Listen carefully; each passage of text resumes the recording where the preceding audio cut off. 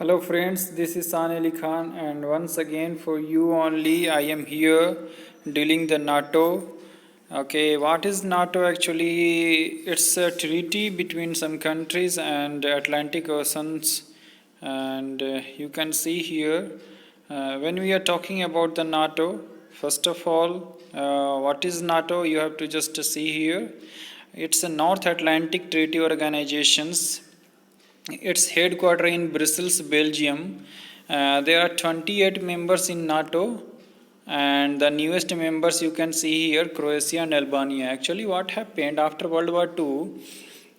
There was some power, two power came into existence like USA and USSR, and they were thinking about their future.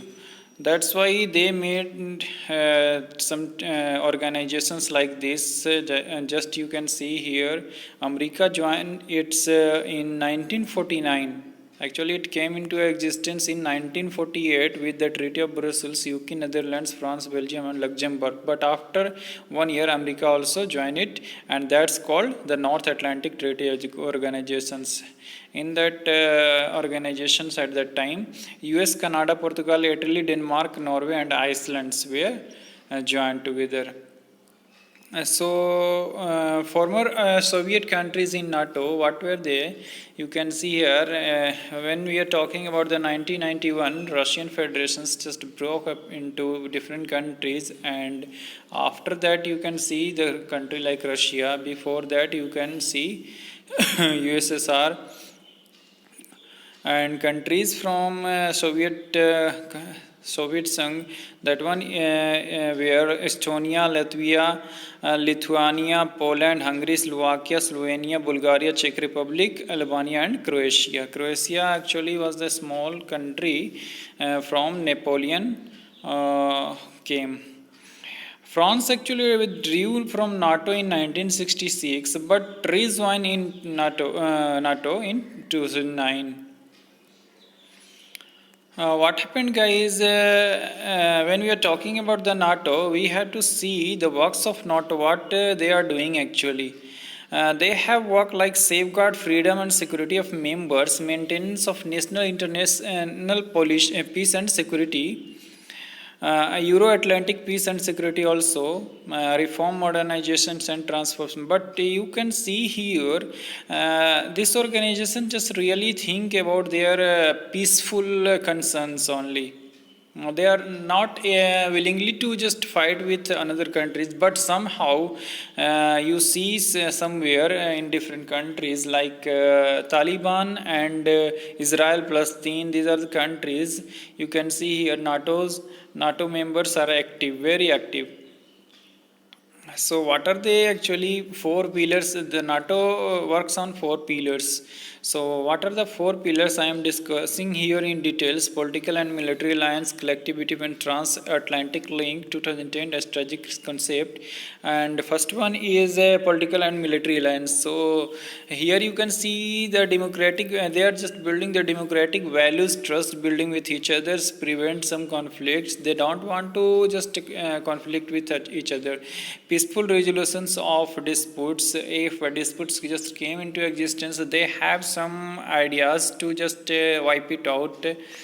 And here you can see another pillar. That one is collective defense. Mean to say that if you are attacking one NATO members, then they understand you are attacking whole members. Mean to say that attack against one means attack against all. Transatlantic link mean to say that North America is just connected to Europe with Atlantic Oceans, and here they are just dealing with crisis management. Many times you can see here the disaster management is working in lot.